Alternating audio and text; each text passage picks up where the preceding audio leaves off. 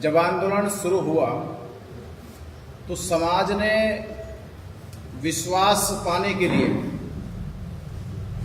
ये कहा कि जिस प्रकार पिछला आंदोलन कहते आए, ये आंदोलन पिछले आंदोलन की तरह खत्म नहीं किया जाएगा, बंद नहीं किया जाएगा। ये आंदोलन कोई संशोधन लेकर नहीं आएगा।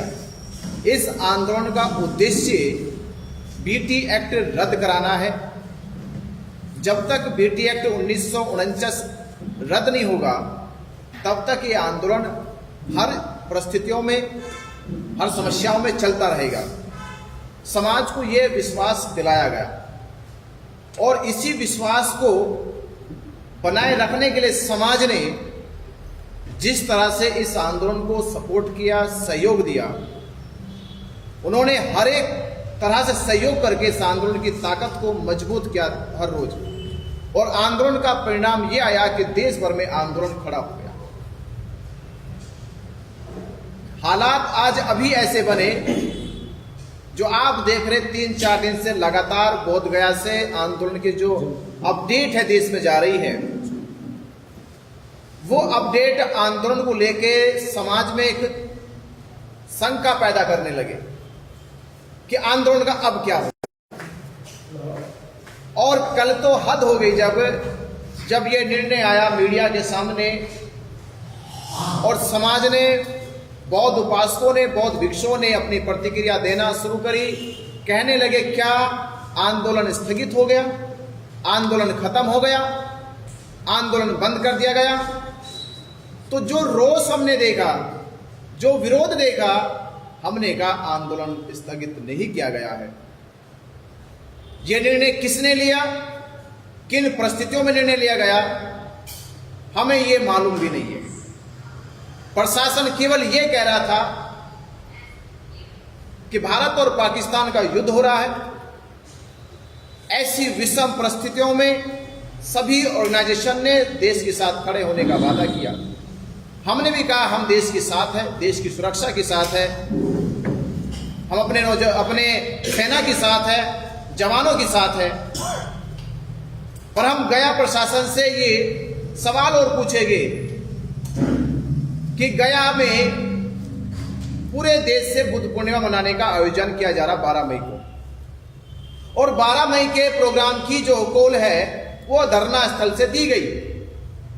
और देश भर के बौद्ध समाज, बौद्ध उपासक, बौद्ध भिक्षु 11 तारीख को ही 12 तारीख तक लाखों की संख्या में बोधगया पहुंच जाएंगे।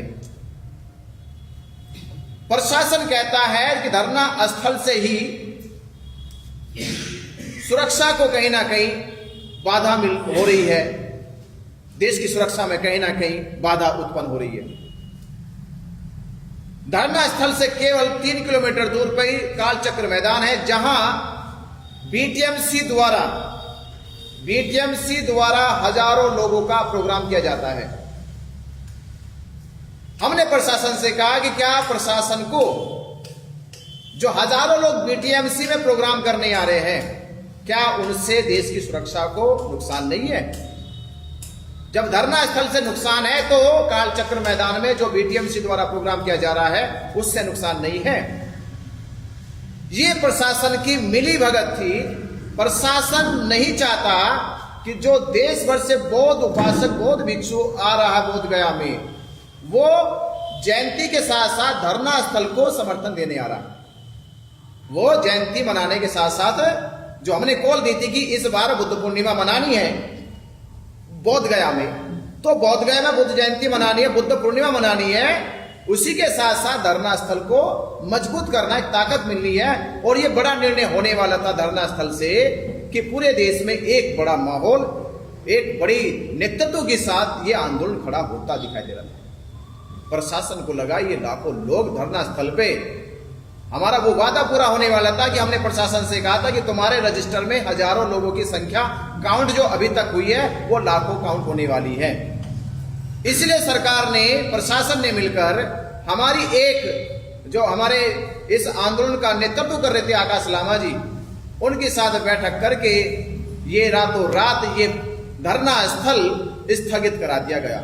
और बाकायदा लामा जी ने, बनते प्रज्ञाशील ने, बनते सुनीतपाल ने और 2 लोग आदियों ने मिलकर डीएम को दे दिया लेटर कि हम ये धरना उठा रहे हैं, ये स्थगित कर रहे हैं। जबकि ना तो हमसे पूछा गया, बनते कर्णशील राहुल जी जो करीब 2 महीने से अपने 200 से ज्यादा श्रावणियों को लेकर धरने पे बैठे हैं और धरना बनाया जो उजड़ा हुआ था, जहां खाने की, रहने की, टॉयलेट्स की व्यवस्था नहीं थी, वो सभी व्यवस्था दुरुस्त करी, दुरुस्त व्यवस्था हुई। ये शंका पहले दिखाई देने लगी थी कि धरना कमजोर हो रहा है, तो भंते जी ने जब कमजोरी देखी, धरना कमजोर हो उसे मजबूत करने के लिए हमें क्या क्या करना चाहिए, वो सारे इंतजाम किए गए।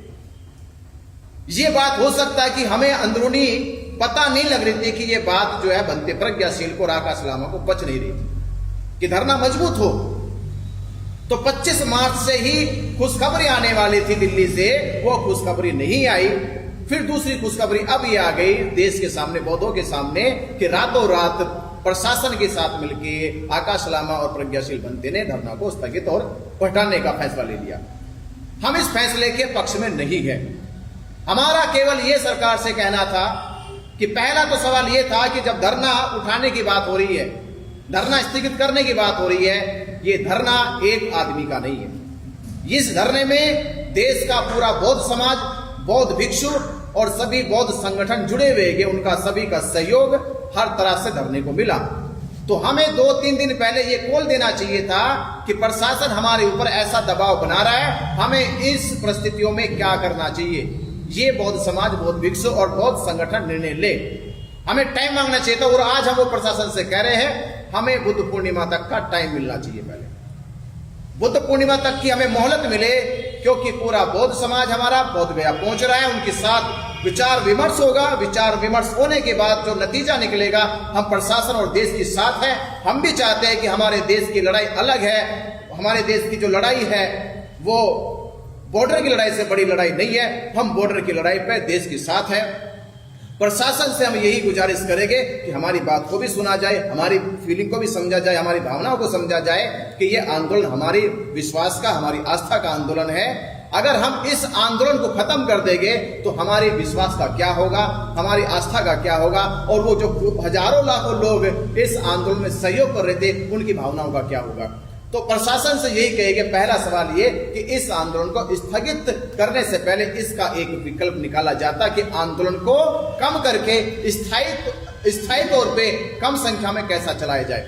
और दूसरा, सरकार से हमारा ये कहना है कि 12 तारीख को लाखों लोग बोध गया पहुंच रहे हैं, हम उनकी व्यवस्था कैसे करें। धरना स्थल पे आप हमें प्रोग्राम करने नहीं दे रहे, फोर्स वहां आप लगा रहे हो, तो ये हजारों लाखों लोग आएंगे, उनके खाने की, उनके रुकने की व्यवस्था कैसी होगी, ये भी सुनिश्चित करे गया प्रशासन। और तीसरा विचार हमारा ये है कि जो रातों रात किया गया, ये देश से पूछा नहीं गया, देश के लोगों से नहीं पूछा गया। और हम बोध गया में थे, बनते कर्णशील राहुल बोध गया में थे, विलास खराज जी भी इस आंदोलन की लगातार देश भर में घूम घूम के लोगों को प्रेरित कर रहे थे, इनसे नहीं पूछा गया। और तमाम लोगों से हमारी बात, दिल्ली के लोगों से हुई, महाराष्ट्र के कुछ लोगों से बात हुई, मध्य प्रदेश के लोगों से बात हुई, छत्तीसगढ़ के लोगों से बात हुई। आप सबको भी जो सुनाई दे रहा होगा, उन सबको भी पता होगा क्या स्थगित करने में आप लोगों से पूछा गया। तो जवाब आएगा नहीं पूछा गया। तो ये रातों रात आंदोलन उठाने का और स्थगित करने का फैसला क्यों लिया गया। तो हम इस फैसले के पक्ष में नहीं है। ये बात होती, सामूहिक होती सरकार के साथ बैठ के, तो शायद हम भी और आप भी इस पर सहमति बनाते। तो मीडिया बंधुओं से हम ये कहेंगे, ये आंदोलन अभी खत्म नहीं हो रहा, स्थगित नहीं हो रहा, जब तक हम ठोस बात सरकार के साथ ना कर ले। जी, आपको लामा जी ने पूछा नहीं, क्यों पूछा नहीं, क्या कारण है, ठोस कारण क्या है? ठोस कारण यह है कि लामा जी की जो योजना है वो 2 लोगों के बीच की योजना है। वो नहीं चाहते कि तीसरा आदमी हमारी योजना में आए।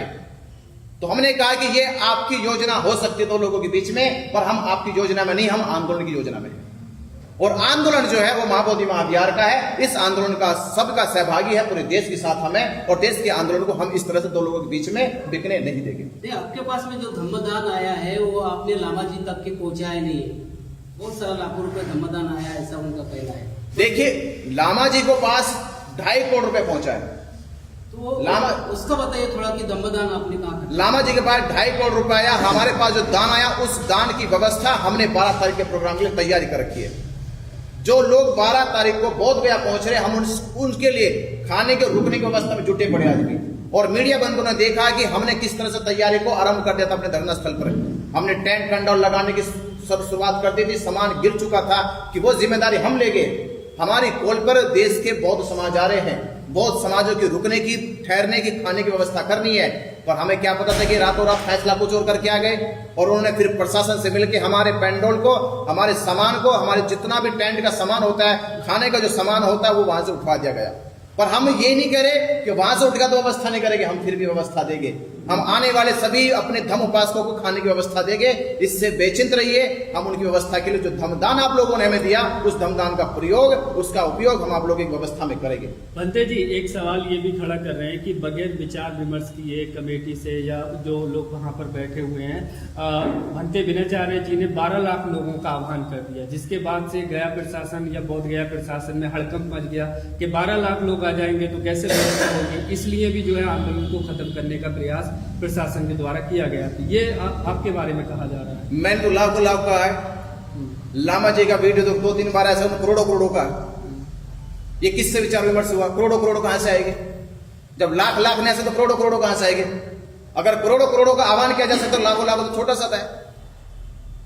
ये मनोबल का आह्वान होता है। समाज हमारा, जब हम संख्या काउंट करते हैं कि भारत में करोड़ों बुद्धिस्ट है, तो लाखों क्यों नहीं आ सकते?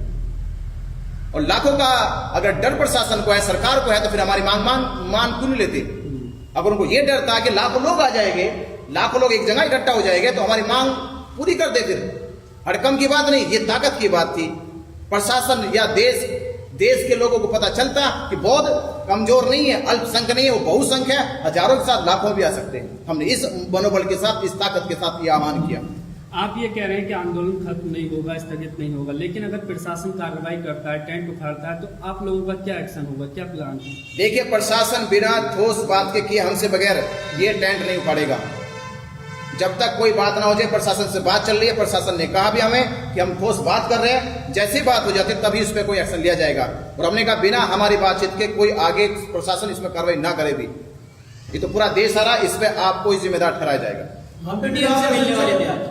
डीएम से मिलने वाले थे, क्या मिलने वाले हैं? हाँ, उसकी तैयारी। अब यहाँ से कॉन्फ्रेंस के बाद हम प्रशासन से मिलने जाएंगे। रात SHO आधार कार्ड मांगा था आप सभी लोगों के, मतलब उसको इतना नहीं पता कि धर्म गुरु खड़े हैं, पिछले 2-3 महीने से लगातार आंदोलन का साथी हैं वो लोग। उसके बावजूद मुझे लगता है कि SHO का रवैया कुछ कह रहा है, इशारा कर रहा है कुछ। इसका जवाब मैं दे दूं? जी दीजिए। देखिए, हम धर्म गुरु किसके हैं? बौद्धों के हैं। हम नेतृत्व किसका करते हैं? बौद्ध धर्म का करते हैं। इस आंदोलन में भले ही ये महाबोधि महाविहार की मुक्ति का आंदोलन था, लेकिन धर्म गुरुओं की गरिमा को गिराने का काम किया। जब नेतृत्व करता ही भिक्षुओं का सम्मान नहीं करेंगे, तो पुलिस प्रशासन क्यों करेगा? एक छोटी सी कॉल पर भिक्षुओं को लेकर के थाने में बैठ जाना, एक छोटी सी कॉल पर भिक्षुओं को अधिकारियों के सामने बिठा देना, यह गलत था। हमने पहले भी कहा था, किसी भी ज्ञापन को देने के लिए भिक्षुओं को मत लेके जाओ। ज्ञापन देने का काम इस धरने की जो समिति बने, उसमें उपासक लोग हो, उपासिकाएं हो, वो जाए और ज्ञापन लेके जाए। पुलिस प्रशासन से डायलॉग करने का काम उपासक करे, भिक्षु दिशा निर्देशन करे, भिक्षु धरने की व्यवस्था को धर्म के अनुसार करे। लेकिन मैं बता देना चाहता हूं, अब से पहले जो नेतृत्व करता है, उनको किसी की सलाह की आवश्यकता नहीं थी। तो पुलिस भी जानती है कि यहाँ भिक्षुओं की कोई गरिमा नहीं है, तो उनका व्यवहार वैसा ही हो जाता है।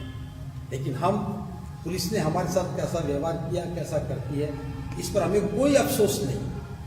क्योंकि जब हम आंदोलन करते हैं, लड़ाई करते हैं, तब हम अपने साथ होने वाले व्यवहार की फिक्र नहीं करते हैं, हमें फिक्र आंदोलन की है। जी, क्या आपको लगता है प्रशासन और लामा जी का मिली जुली साठगांठ है? देखिए, मैं ये नहीं कहता कि साठगांठ है, लेकिन प्रशासन से गुपचुप बात करना, आंदोलनकर्ताओं को विश्वास में लिए बगैर, मैं अकेला आंदोलनकर्ता नहीं हूं, मैं उस आंदोलन का एक हिस्सा हूँ, विनाचार्य जी उसके एक हिस्से हैं, और वहाँ बैठे हुए सैकड़ों लोग उसके हिस्से हैं।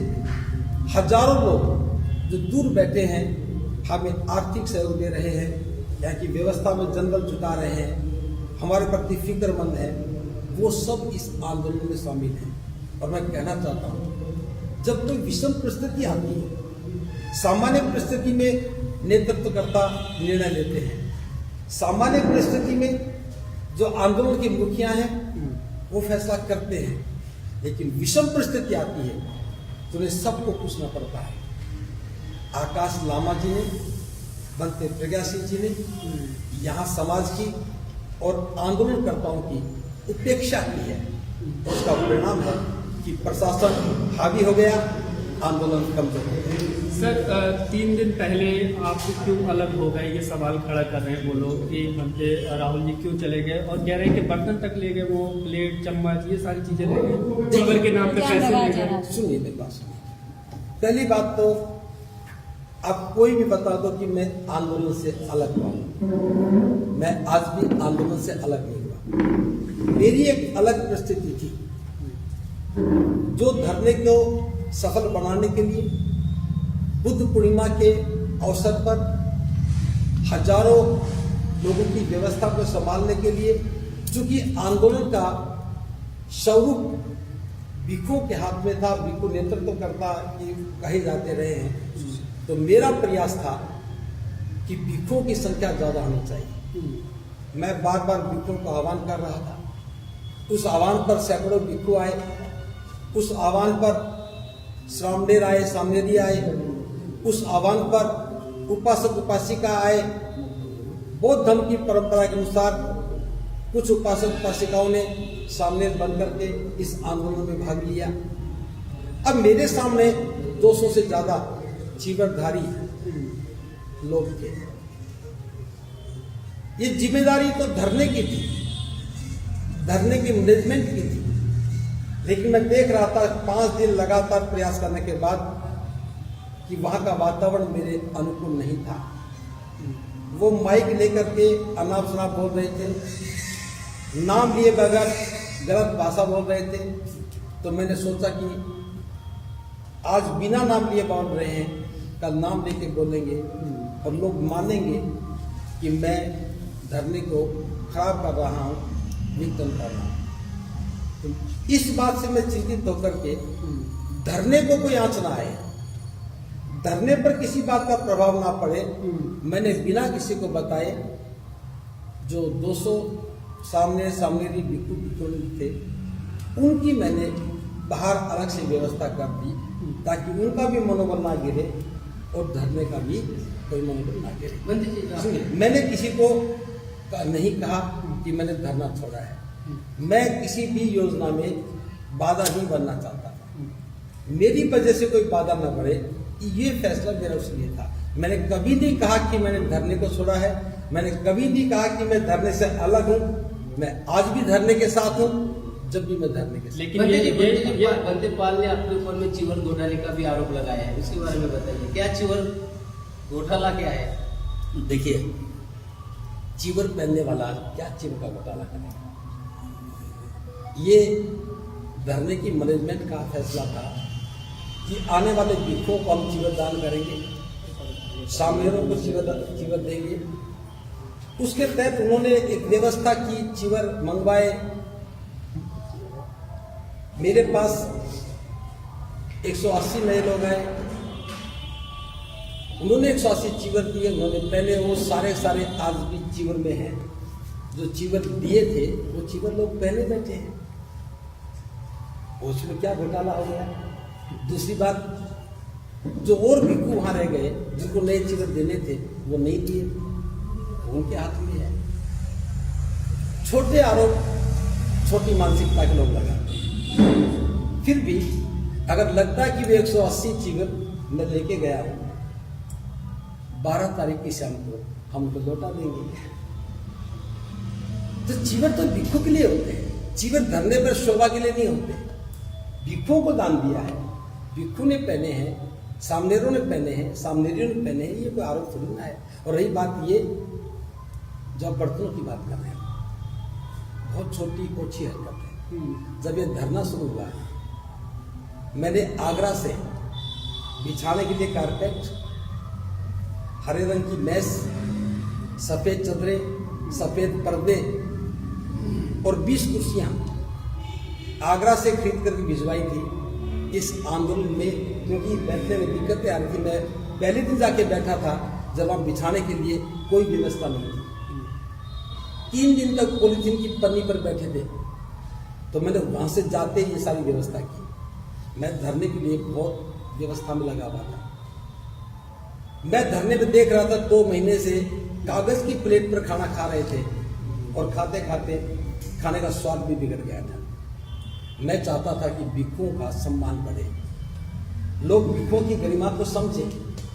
इसलिए मैंने खुद जाकर के बाजार से स्टील की प्लेट, स्टील के कप, स्टील की चम्मच, चाय के कप लेकर के आया और न केवल भिक्षुओं को बल्कि सारे उपासकों को 3 दिन तक खाना खिलाया। चूंकि वो सारे भिक्षु सामने मैं बाहर लेके गया, उनको खाना किस में खिलाता, तो मैंने वो सारी क्रॉकरी का इस्तेमाल उनको खाना खिलाने में किया। ना तो वो दान दी गई थी, ना धरने की थी, ना धरने की व्यवस्था में किसी ने पैसा दिया। और फिर भी इनको लगता है कि धरने में आवश्यकता है, तो बुद्ध पूर्णिमा के बाद हम उनको लौटा भी देंगे। वो व्यवस्था के लिए था, मेरे लिए नहीं था। मैं बहुत गैर नहीं रहता हूँ, और बर्तन लेके कौन कहाँ जाएगा। ये धरने का हिस्सा है, मैंने उन सब की व्यवस्था के लिए खरीदा है। तो ये सब छोटे आरोप हैं। बड़े गुनाह को छुपाने के लिए छोटी छोटी बातें की जाती हैं। पंडित जी, गुटबाजी चल रही है, ऐसे में गुटबाजी में जो हमारा जो प्रश्न है महाबोधि महाविहार मुक्ति का, क्या ये हल हो जाएगा? देखिए, मैं बता रहा हूँ, ये राजकरों की राजनीति आपकी सक्सेस बात हो जाएगी। तो सही है। मैं कहता हूँ हम किसी गुट में नहीं है। मैं पहला व्यक्ति हूँ, मैंने आकाश लामा जी का, बनते प्रज्ञा सिंह जी का नेतृत्व स्वीकार किया, और मैंने कहा भी था आपके नेतृत्व पर हमें कोई आपत्ति नहीं है। बनते प्रज्ञा सिंह के नेतृत्व पर कोई आपत्ति नहीं है।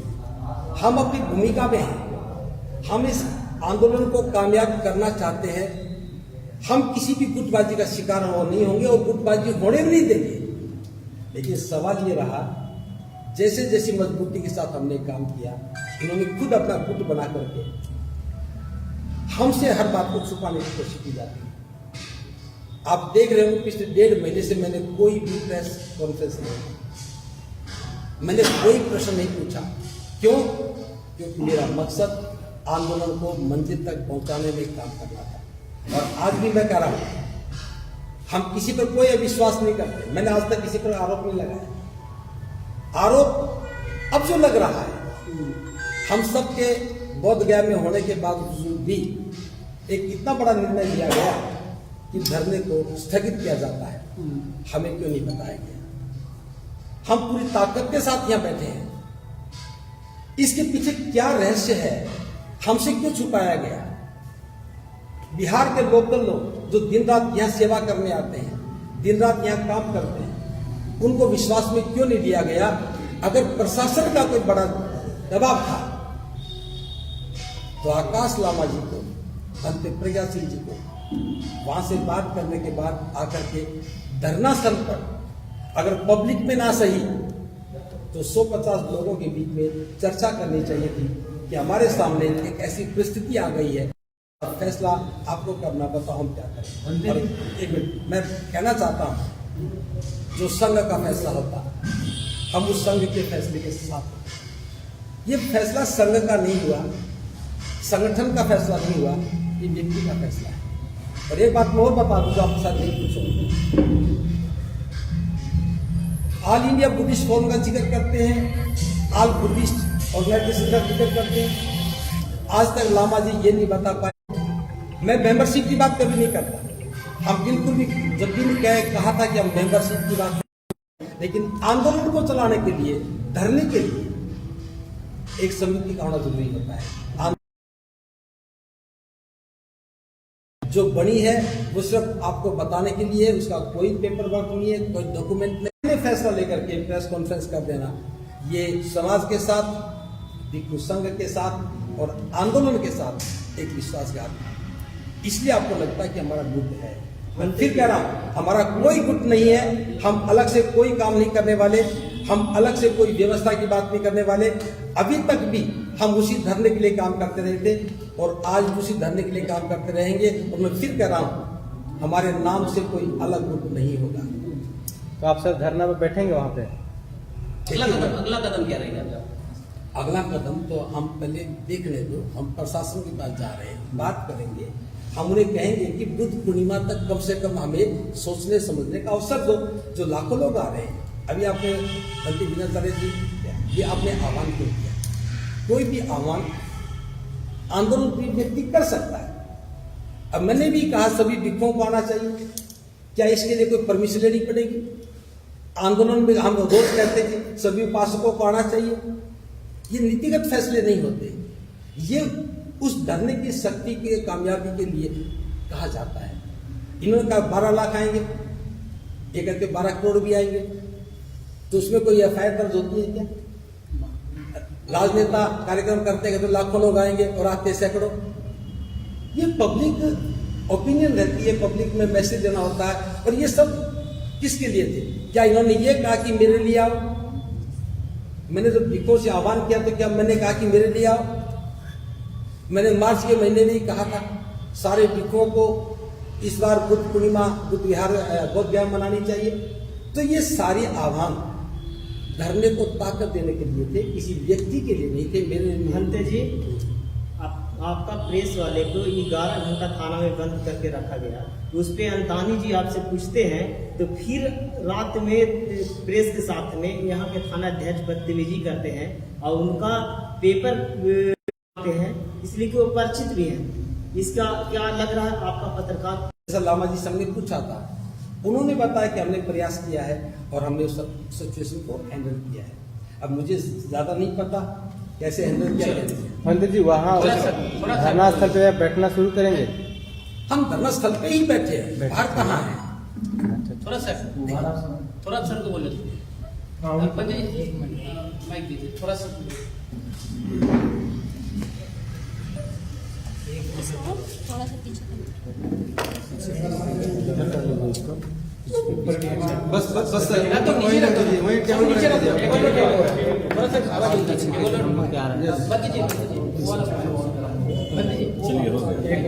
ये लगाए ये लगा थोड़ा सा वैसे नीचे।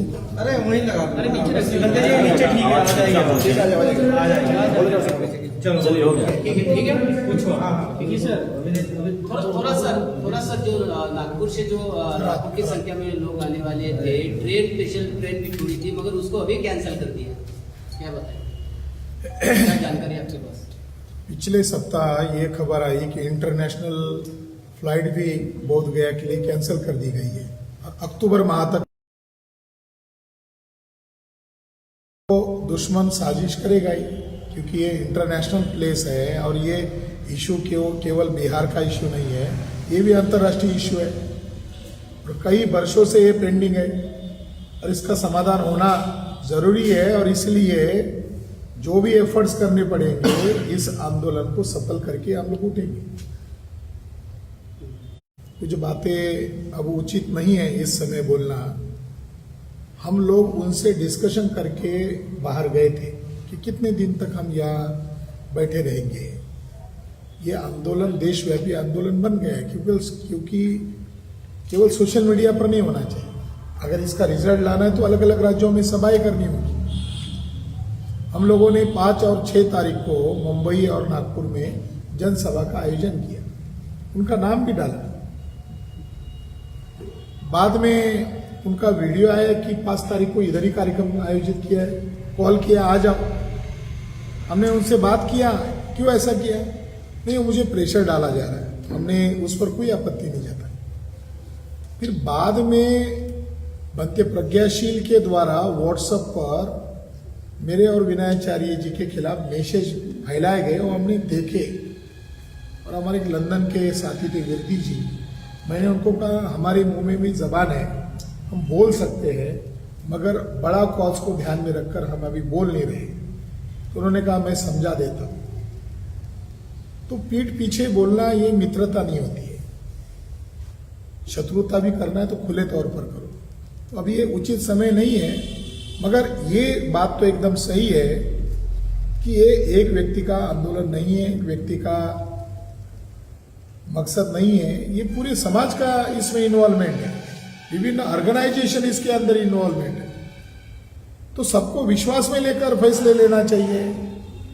अपने व्यक्तिगत ईगो के लिए तो ये मंच नहीं है। और बौद्ध धर्म का काम अगर करना है तो घृणा और अहंकार को छोड़ के ही तो करना पड़ेगा। सर आपके ऊपर में भी एलिगेशन लगाया जा रहा है कि जो धर्मदान महाराष्ट्र में आपने जमा किया है वो यहाँ तक नहीं पहुँचा है। मेरे पास कोई बराबर है,